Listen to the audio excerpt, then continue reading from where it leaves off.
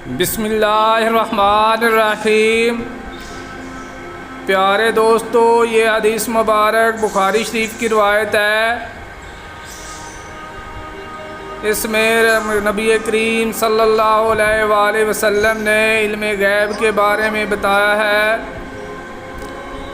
रसूल अल्लाह सल्लल्लाहु अलैहि वसल्लम ने फरमाया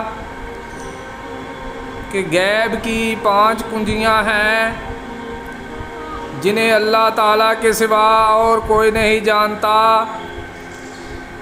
किसी को नहीं मालूम कि कल क्या होने वाला है। कोई नहीं जानता कि माँ के पेट में क्या है, लड़का है या लड़की, कल क्या करना होगा, इसका किसी को इल्म नहीं। ना कोई ये जानता है कि इसे मौत किस जगह आएगी, और ना किसी को ये मालूम है कि बारिश कब होगी।